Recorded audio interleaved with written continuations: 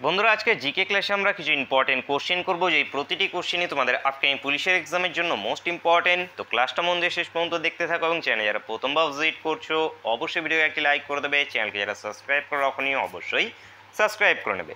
First question আছে আমাদের, নিচের কে সর্বপ্রথম ব্রিটিশ পার্লামেন্টের সদস্য মনোনীত হন? তো এখানকার মধ্যে কে সর্বপ্রথম ব্রিটিশ পার্লামেন্টের সদস্য মনোনীত হয়েছিল? জওহরলাল নেহরু, সুভাষচন্দ্র বোস, দাদাভাই নৌরোজি, নাকি আমাদের Sardar Vallabhbhai Patel? Class mock test আকারে থাকবে, তো প্রতিটি কোশ্চেনকে অবশ্যই নিজের থেকে অ্যান্সার করবে, এবং ভিডিও শেষে অবশ্যই সকালেই কমেন্ট করে জানাবে যে কতগুলো তোমরা কারেক্ট অ্যান্সার করতে পারছো। তো এখানে অ্যান্সার হয়ে যাবে আমাদের দাদাভাই নৌরোজি। দাদাভাই নৌরোজি এখান থেকে কারেক্ট অ্যান্সার হবে অপশান সি। নেক্সট কোশ্চেন, কত সালে অন্তর্বর্তীকালীন সরকার প্রতিষ্ঠিত হয়? অন্তর্বর্তীকালীন সরকার প্রতিষ্ঠিত হয়েছিল আগস্ট 1946-এ। আগস্ট 1946। 2014 সালে তেলেঙ্গানা কততম অঙ্গরাজ্য তৈরি হয়? 2014 সালে অন্ধ্রপ্রদেশকে ভেঙে তেলেঙ্গানা তৈরি করা হয়, এবং এটি কততম অঙ্গরাজ্য হয়েছিল ভারতের? 29তম। 29তম অ্যান্সার অপশান সি। পরবর্তী প্রশ্ন দেখব, কত নম্বর ধারায় বলা আছে ভারতে একজন রাষ্ট্রপতি থাকবে? 52 নম্বর ধারায় বলা আছে ভারতে একজন রাষ্ট্রপতি থাকবে। 52 নম্বর।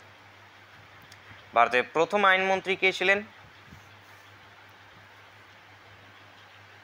ডক্টর বি আর আম্বেদকর। ইনি ভারতের প্রথম আইনমন্ত্রী ছিলেন, বি আর আম্বেদকর। রাজেন্দ্র প্রসাদ, ইনি ভারতের প্রথম কি ছিলেন? আমাদের রাষ্ট্রপতি ছিলেন।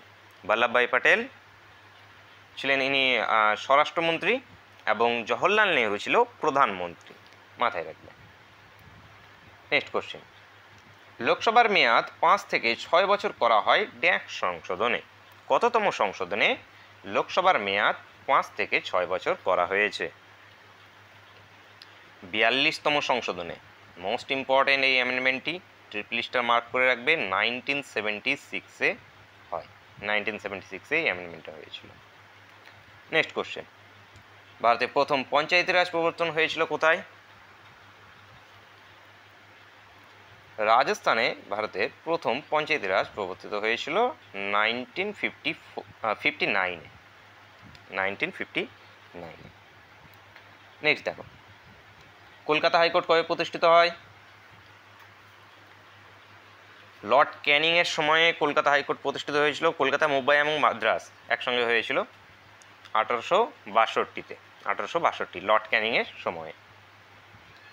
পরবর্তী প্রশ্ন দেখব, সংবিধান প্রবর্তিত হওয়ার সময় সংবিধান স্বীকৃত ভাষা ছিল? তো সংবিধান প্রবর্তন হওয়ার টাইমে সংবিধান স্বীকৃত ভাষা ছিল কয়টি? 14টি ছিল। 14টি ছিল। বর্তমানে আছে কটি? 22টি বর্তমানে রয়েছে। নাগরিকতা কোন তালিকার অন্তর্ভুক্ত? নাগরিকতা কেন্দ্রীয় তালিকার অন্তর্ভুক্ত। কেন্দ্রীয় তালিকার অন্তর্ভুক্ত। Answer option B.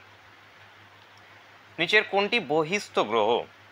তো এখানকার মধ্যে বহিস্থ গ্রহ, এখন নানানভাবে পরীক্ষায় এসে থাকে নিচের কোনটি বহিস্থ গ্রহ বা নিচের কোনটি অন্তস্থ গ্রহ নয়, কখনো কোনটি বহিস্থ গ্রহ নয়, এভাবে জিজ্ঞেস করা হয়। তো বহিস্থ গ্রহ কোনগুলো এবং অন্তস্থ গ্রহ কোনগুলো, এগুলো মনে রাখবে। বহিস্থ গ্রহ আমাদের শনি, বৃহস্পতি, ইউরেনাস, নেপচুন বহিস্থ গ্রহ। অন্তস্থ গ্রহ আমাদের বুধ, শুক্র, মঙ্গল, পৃথিবী। মাথায় রাখবে। তো এখান থেকে বহিস্থ গ্রহ আমাদের শনি। লাস্টের চারটে, বাইরেকার চারটে যেটা আছে সেগুলো বহিস্থর দিকে, এবং সূর্যের কাছের দিকে যে চারটে আছে সেগুলো আমাদের অন্তস্থ গ্রহের মধ্যে চলে আসলো। তো অ্যান্সার আমাদের অপশানে। নেক্সট কোশ্চেন দেখো, প্রাচীন ভঙ্গিল পর্বতের উদাহরণ? আরাবলি, এটি একটি প্রাচীন ভঙ্গিল পর্বত। সেন্সাস 2011 অনুযায়ী ভারতের সাক্ষরতার হার কত? সেন্সাস 2011 অনুযায়ী ভারতের সাক্ষরতার হার কত? পশ্চিমবাংলার সাক্ষরতার হার কত? প্রত্যেকে কমেন্ট করে জানাও। অনেকবার পরীক্ষায় জিজ্ঞেস হয়েছে এবং অনেকবার তোমাদের ক্লাসেও করানো হয়েছে। তো 74.04% যেটা আছে ভারতের সাক্ষরতার হার। পরবর্তী প্রশ্ন দেখব, ব্রিক্স কবে প্রতিষ্ঠিত হয়? ব্রিক্স দেশগুলো কি কি আমাদের? বিতে ব্রাজিল, আরতে রাশিয়া, আইতে ইন্ডিয়া, সিতে চায়না, এসতে সাউথ আফ্রিকা।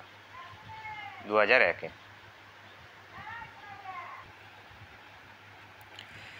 নেক্সট কোশ্চেন দেখে নিই, রালাম হিমবাহ কোথায় অবস্থিত? এই রালাম হিমবাহ যেটি আছে এটি কোথায় অবস্থিত? তো এটি আমাদের উত্তরাখণ্ডে অবস্থিত। উত্তরাখণ্ডে অ্যান্সার হবে অপশন সি। নেক্সট দেখো, ড্যাশ ভারতের একটি আগ্নেয় দ্বীপ। তো ভারতের আগ্নেয় দ্বীপ কি আমাদের?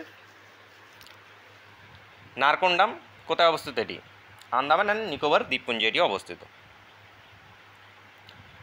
নেক্সট, ভারতের বৃহত্তম হ্রদ কোনটি? উলার ভারতের বৃহত্তম হ্রদ, জম্মু কাশ্মীরে অবস্থিত এটি। নেক্সট, ভারতের শুষ্কতম অঞ্চল কি? তো ভারতের শুষ্কতম অঞ্চল রাজস্থানের কি? জয়সলমীর। রাজস্থানের জয়সলমীর। ভারতের মাটি গবেষণা কেন্দ্র কোথায় অবস্থিত? এটি দেহরাদুনে অবস্থিত। দেহরাদুন। কোন জাতীয় উদ্যানটি একশৃঙ্গ গন্ডারের জন্য বিখ্যাত? কাজিরাঙ্গা একশৃঙ্গ গন্ডারের জন্য বিখ্যাত। কাজিরাঙ্গা। ভিটিকালচার বলতে কি বোঝায়? ভিটিকালচার বলতে আঙ্গুর চাষকে বোঝায়। আঙ্গুর চাষ। দাদরি তাপবিদ্যুৎ কেন্দ্র যেটি আছে এটি কোথায় অবস্থিত? উত্তরপ্রদেশে অবস্থিত। উত্তরপ্রদেশ। দক্ষিণ ভারতের ম্যানচেস্টার কাকে বলা হয়? ভারতের ম্যানচেস্টার কাকে বলা হয়? দক্ষিণ ভারতের আমাদের কোয়েম্বাটুরকে এবং আহমেদাবাদকে ভারতের ম্যানচেস্টার বলা হয়ে থাকে। Next question, Bhabha atomic research centre কোথায় অবস্থিত? ট্রাম্বেতে ভাভা অ্যাটমিক রিসার্চ সেন্টার অবস্থিত।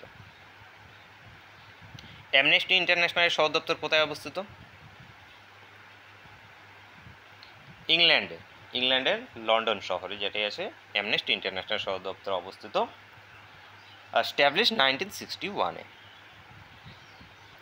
কিবোর্ড হলো একটি ড্যাশ। কিবোর্ড একটি কি?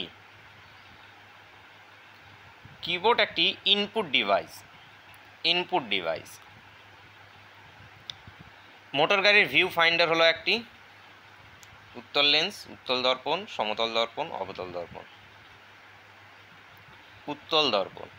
উত্তল দর্পণ অ্যান্সার অপশন বি। সৌরচুল্লির কার্যনীতি নিচের কোনটির সাথে এক? সৌরচুল্লির কার্যনীতি গ্রিন হাউসের সঙ্গে এক। Green house. সূর্য কোন পদ্ধতিতে শক্তি অর্জন করে? ফিউশন পদ্ধতিতে। ফিউশন। মানুষের দেহের সবচেয়ে ছোট অস্থি কি? মানুষের দেহের সবচেয়ে ছোট অস্থি স্টেপিস। স্টেপিস কোথায় আছে? কানে। কানে যেটা আছে স্টেপিস। তো অ্যান্সার আমাদের অপশন এ। নেক্সট কোশ্চেন, আজকে ক্লাসের শেষ কোশ্চেন এবং তোমাদের জন্য হোমওয়ার্কের কোশ্চেন। ব্যারোমিটার কে আবিষ্কার করেন? তো খুব একদম ইজি কোশ্চেন, প্রত্যেকে কমেন্ট করে জানাও ব্যারোমিটার কে আবিষ্কার করেছে। এছাড়া আমাদের টেলিগ্রাম গ্রুপে জয়েন না থাকলে অবশ্যই জয়েন হয়ে যাবে, লিঙ্ক ভিডিও ডিসক্রিপশনে প্রোভাইড করে দেওয়া আছে। এই সমস্ত কোশ্চেনগুলোতে তোমরা প্র্যাকটিস করতে পারবে আমাদের ওয়েবসাইট থেকে, যারও লিঙ্ক ভিডিও ডিসক্রিপশনে প্রোভাইড করা আছে। তো বন্ধুরা, দেখা হচ্ছে নেক্সট ক্লাসে। Thank you for watching.